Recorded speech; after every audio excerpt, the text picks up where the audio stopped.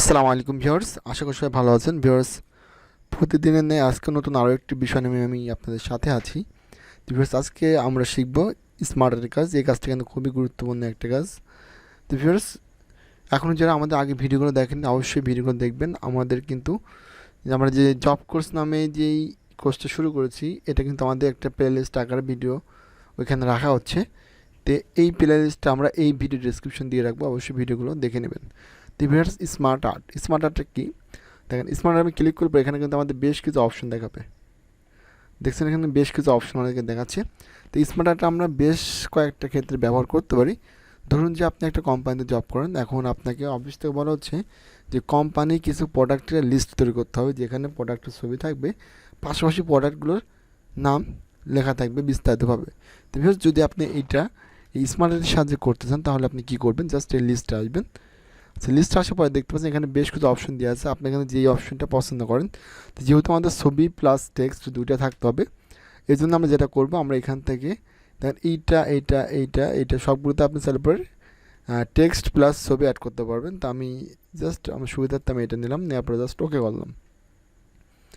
And viewers, দেখতে পাচ্ছেন আমাদের সামনে কিন্তু একটা অপশন চলে আসছে। আচ্ছা, এখানে আসার পরে যদি আপনি এখানে ছবি অ্যাড করতে চান ভিতরে, তাহলে এর উপর ক্লিক করবেন। ক্লিক করার পর আপনাকে সরাসরি আপনার ফাইলের মধ্যে নিয়ে চলে আসবে। তো আপনার ছবিটা যেখানে আছে সেইখান থেকে ছবিটা আপনাকে জাস্ট অ্যাড করতে হবে। তো মনে করি যে এটা আমাদের ছবি, জাস্ট ওকে করলাম। ঠিক আছে, এরকমভাবে আপনি প্রত্যেকটিতে ছবি অ্যাড করবেন এবং পাশাপাশি প্রত্যেকটি ছবির অর্থাৎ প্রত্যেকটি প্রোডাক্টের বিবরণ এখানে দিয়ে দেবেন। তো দেখেন আমি এখান থেকে সাপোজ মনে করেন তিনটাতে প্রোডাক্ট অ্যাড করেছি, বাট আমার আরও কিছু ঘরের প্রয়োজন। সেক্ষেত্রে আপনি কীভাবে এখানে শেপগুলো বৃদ্ধি করবেন। তো আমরা শেপ এখানে বৃদ্ধি করতে চাইলে পরে সিলেক্ট করব। এরপরে এখানে অ্যাড শেপ লেখা আছে, অ্যাড শেপ আসবে, আপনি এখানে অ্যাড শেপ আফটার বা বিফোর করতে পারবেন। আচ্ছা, করার পরে এখন মনে করেন যে এখানে আমাদের ছবি অ্যাড করা শেষ, অর্থাৎ প্রোডাক্ট অ্যাড করা শেষ, লেখা শেষ। এখন চাইলে পরে আপনি এখানে স্টাইল চেঞ্জ করতে পারবেন, আপনার যে স্টাইলটা পছন্দ। এরপর আপনি এখানে কালারও চেঞ্জ করতে পারবেন। ওকে, এরপর আপনি এখান থেকে লেআউটও চেঞ্জ করতে পারবেন। এক একটা লেআউট করলে পরে একরকম স্টাইল হবে। আচ্ছা, এখন আমরা যেই শেপগুলো বৃদ্ধি করতে চাচ্ছি শেপগুলো আমরা রাখবো, ডিলিট করে দেবো। এই জন্য জাস্ট সিলেক্ট করবেন, ব্যাক স্পেস দিন, দেখতে পাচ্ছেন যে এক এক করে সব কিছু কিন্তু কেটে যাচ্ছে। তো ভিউয়ার্স, এরকমভাবে কিন্তু খুব ইজিলিভাবে আপনি যে কোনো প্রোডাক্টের লিস্ট নাম সহকারে কিন্তু করতে পারবেন। এখানে বেশ কিছু অপশন আছে, আপনি যেইটা পছন্দ সেটা আপনি নিতে পারবেন। এরপর আছে প্রসেসটা কি, প্রসেসটা হচ্ছে ধারাবাহিকভাবে পর্যায়ক্রমে যদি কোনো কিছু এসে থাকে। ধরুন যে আপনি একটা অফিসে ম্যানেজমেন্ট সিস্টেমকে সাজাতে পারেন, যেমন বস, ডিরেক্টর, ম্যানেজার, এই যে ধাপগুলো আছে, এই যে ধাপে ধাপে আসবে, এরকমভাবে কোনো কিছু করতে চাইলে আপনি প্রসেসটা ইউজ করতে পারবেন। তো আমি এখানে প্রসেসে ক্লিক করলাম। প্রসেসে ক্লিক করার পরে এখানে আপনি কোন টাইপ নিতে চাচ্ছেন আমি এটা নিলাম, নেওয়ার পর ওকে করলাম। এখন দেখতে পাচ্ছেন আমাদের কিন্তু একটা অ্যারো চিহ্ন দ্বারা দেখাচ্ছে যে কোনটার সাথে কোনটা সম্পৃক্ত। তো আপনি এখানে যদি কোনো অফিসে ম্যানেজমেন্ট সিস্টেমও সাজান, সেক্ষেত্রে অফিসে ম্যানেজমেন্ট সিস্টেম অনুযায়ী সব কিছু লিখতে হবে।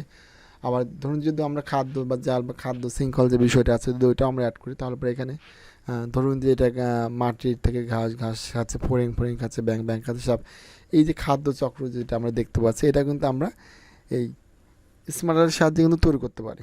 ওকে, তো ভিউয়ার্স, এটাও সেমভাবে আপনি এখান থেকে শেপগুলো বাড়াতে পারবেন, কমাতে পারবেন, ব্যাক স্পেস কমে যাবে।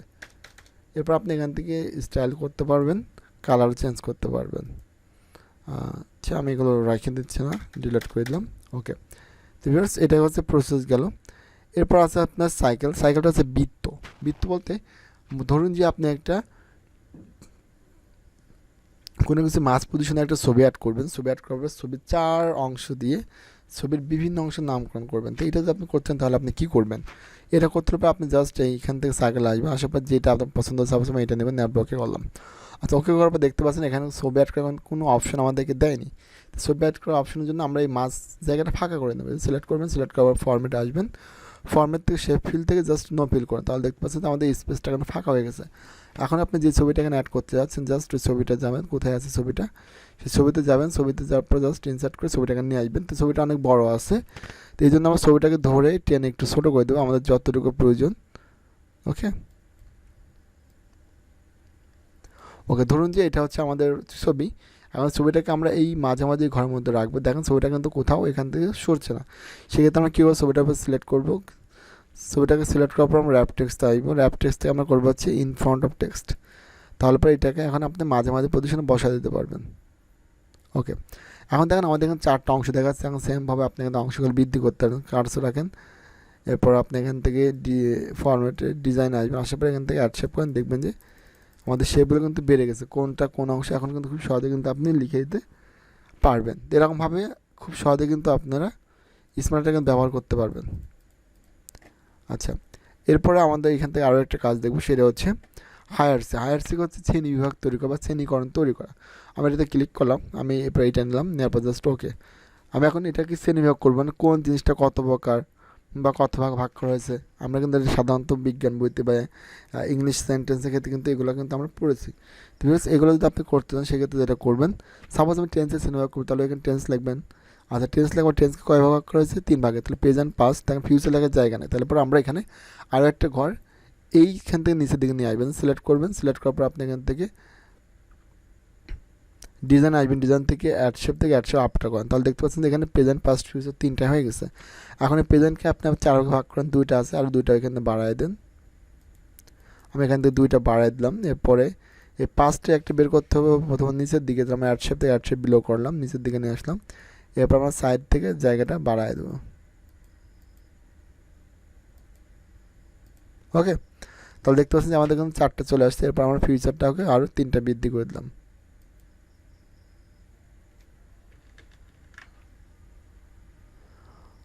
আমরা এখান থেকে শেপগুলো আমাদের ইচ্ছা মতো এখন বাড়ায় দিচ্ছি।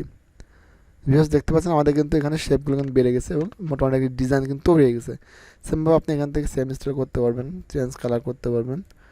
ওকে, এরপরে এখান থেকে আপনি লেআউট চেঞ্জ করতে পারেন, একটা লেআউট করবে একরকম স্টাইল হবে। তো আমি এখান থেকে জাস্ট এই লেআউটটাকে নিলাম। তো ভিউয়ার্স, এরকমভাবে খুব সহজে কিন্তু আপনার শেপ দিয়ে স্মার্ট আর্ট দিয়ে আপনার অফিসের যে কোনো কাজ খুব সুন্দরভাবে কিন্তু করতে পারবেন। তো ভিউয়ার্স, স্মার্ট আর্টের কাজটা কিন্তু খুবই গুরুত্বপূর্ণ, বিষয়টা মাথায় রাখবেন। এরপর আপনি এখানে যেটা রিলেশনশিপ, ম্যাটারিক্স, পিরামিড, এগুলো খুব একটা প্রয়োজন হয় না, তারপরে আপনি এগুলো খুব সহজ করতে পারবেন। আমাদের রিলেশনশিপে আসলে পর দেখা যাচ্ছে এখানে কিন্তু আমাদের বেশ কিছু অপশন আছে। সাপোজ আমি এটা নিলাম, নেওয়ার পর ওকে করলাম। এখন দেখেন এটা কিন্তু আমাদের 3 থেকে 3টে ডিভাইস আছে, মাঝে একটা ডিভাইস ধরে নিচ্ছি। এখন 3টার কেন্দ্রবিন্দু কোনটা? আমাদের কিন্তু মাস, অর্থাৎ এইটার সাথে কিন্তু এগুলো কিন্তু রিলেশনশিপে আছে, সম্পর্কে আছে। তেরকমভাবে আপনি খুব রিলেশনশিপ দেখাতে পারবেন। এখানে তো আপনি সেগুলো বাড়াতে পারবেন, কমাতে পারবেন। ওকে, তো ভিউয়ার্স, এইরকমভাবে আপনি শেপটা সুন্দরভাবে ইউজ করতে পারবেন, স্মার্ট আর্টটা আপনি ব্যবহার করতে পারবেন। তো যদি ভিডিওটি আপনাদের ভালো লেগে থাকে তাহলে অবশ্যই আমাদের ইউটিউব চ্যানেলকে সাবস্ক্রাইব করবেন, ফেসবুক পেজটিকে ফলো করবেন, এরকম নতুন নতুন ভিডিও পেতে চলে পড়ে। আর আমি এতটুকু বলতে পারি, যদি আপনি ভিডিওগুলো কন্টিনিউ দেখেন তাহলে খুব সহজে আপনারা কম্পিউটার কোর্সটা ঘরে বসে করতে পারবেন। সে ভালো থাকবেন, সুস্থ থাকবেন।